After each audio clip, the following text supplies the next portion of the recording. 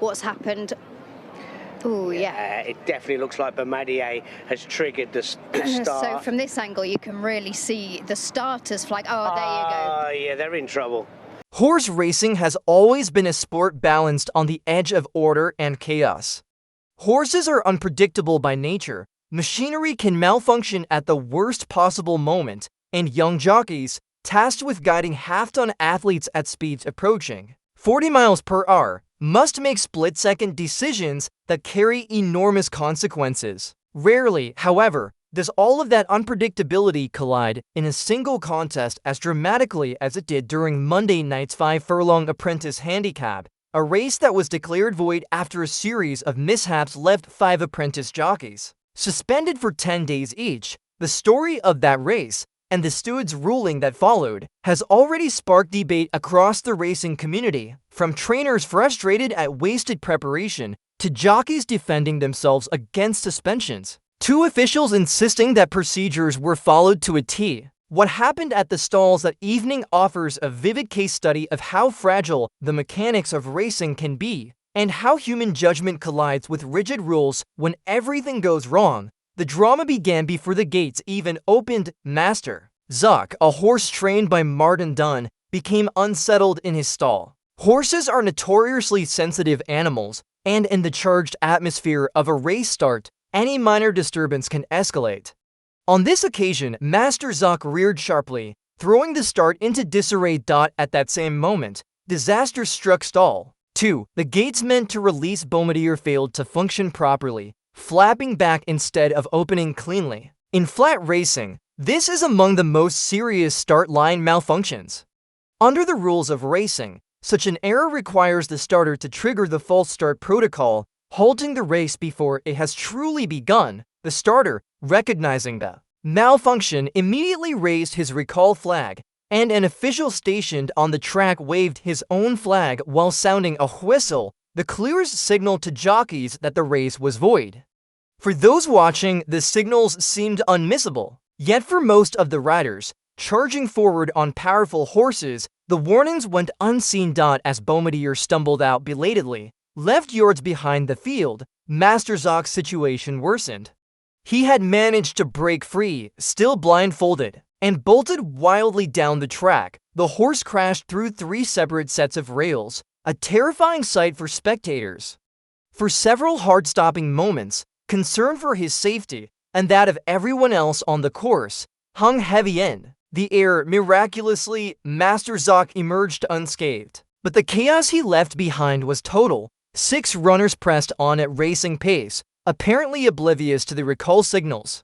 The contest unfolded in full, with jockeys riding as if everything were normal.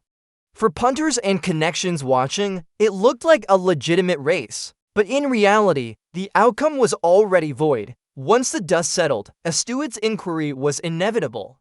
Video footage was reviewed, testimonies from the riders were taken, and the officials pieced together the chain of events. The conclusion was stark. 5 riders, Jack Dace, Torrin Langley, Jack Dowdy, Alec Wojciechowski, and Tommy Jakes, had ignored the recall signals. Each was handed a 10-day ban. 2 riders escaped punishment. Ryan Kavanagh, booked to ride Master Zock, had been unseated during the chaos in the stalls and therefore bore no responsibility. Connor Whiteley, aboard Bombardier, had clearly attempted to pull his horse up after realizing the start was compromised. His actions were consistent with the recall protocol, sparing him sanction. Speaking afterward to Sky Sports Racing, Chief Stipendiary Steward Richard Westrip laid out the official's case with precision. The door on stall to Bombardier flapped back as the start was activated, so the starter correctly called a false start. His flag was raised. The recall man stood in the middle of the track waving his flag and blowing his whistle. The procedures were followed to the letter. The jockeys later told us they did not see the recall flag or hear the whistle, except for Mr. Whiteley, who was aboard the horse that triggered the false start. Westrip acknowledged the harshness of the ruling but stressed its necessity.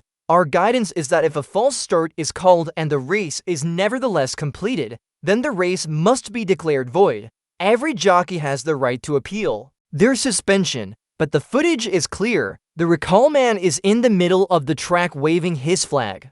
The riders should have pulled up. While officials emphasized procedure, the band Jockeys offered a very different perspective. The signals, they claimed, were invisible from their positions. Tommy Jakes, who had crossed the line first aboard the Michael Atwater train Cabetha Delave, spoke candidly after learning the race was voided. "I wouldn't have seen the flag as I was drawn wide. I didn't really think anything of it, even though a horse reared up.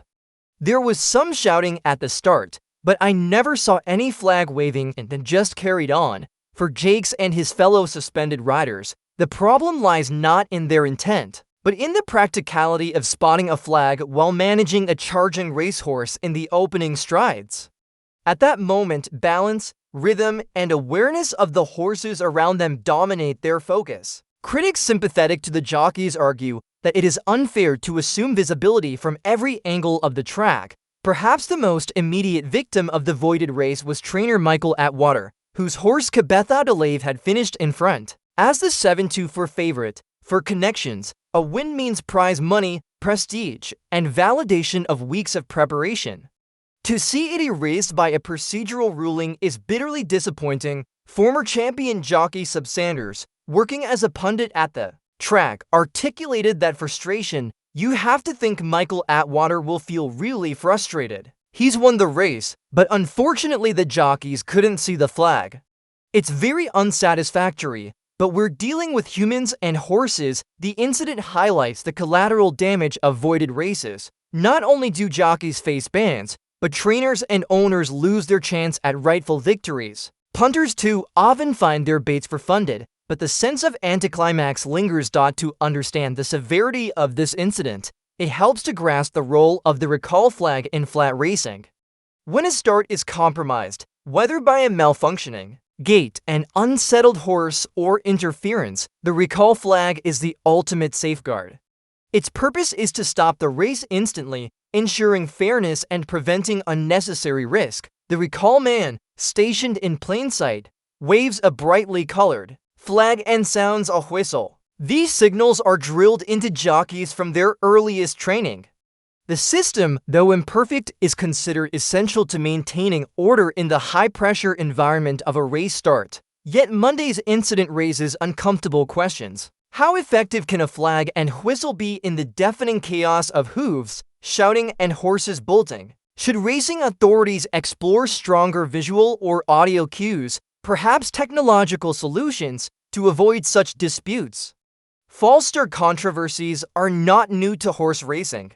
Over the decades, races have been voided due to missed signals, faulty equipment, or human error. In 1996, for instance, a high-profile race at Wolverhampton was declared void after the starting stalls malfunctioned, leaving half the field disadvantaged.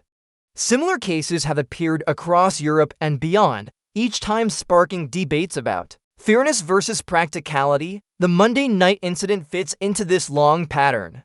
It underscores how even well-established procedures cannot guarantee clarity in the split-second world of horse racing. Adding another layer of complexity is the fact that the suspended riders were all apprentices. Apprentices, often teenagers or riders in their early 20s, are still learning their craft. While they may already be skilled horsemen and women, their race riding careers are in development. The ability to process chaotic signals in high-pressure moments is something that improves with experience. For these 5 young jockeys, the 10-day bans carry significant consequences. Opportunities for mounts are precious, and suspensions mean lost income and fewer chances to impress trainers. Some may appeal, but the stigma of ignoring recall signals will linger. The steward's decision reveals a fundamental tension in racing: the need for clear, enforceable rules versus the messy reality of the sport. On one hand, officials must uphold safety and fairness. If riders can simply claim they didn't see the flag, the recall system loses its authority. On the other hand, jockeys argue that human limitations must be acknowledged. This balance between principle and practicality is not unique to horse racing. In many sports, rules are enforced even when players claim not to have seen or heard a signal, yet racing is different. Horses are not machines, and jockeys risk injury or worse in every contest. The stakes, both physical and financial, are immense. The 5-band jockeys retain the right to appeal. If they do, independent hearings will weigh whether the evidence supports their suspensions. But regardless of outcome, the incident has already prompted discussion within the sport. Should recall procedures be modernized? Some suggest flashing lights, sirens, or even automatic systems linked to the starting stalls could provide clearer, more universal signals. Others argue that tradition and simplicity, the flag and whistle, should remain, with jockeys bearing the burden of attentiveness. For now, the sport must absorb the fallout, frustrated trainers, punished riders, and a lingering sense of anticlimax. For fans who watched what seemed like a thrilling sprint only to learn it was all for nothing,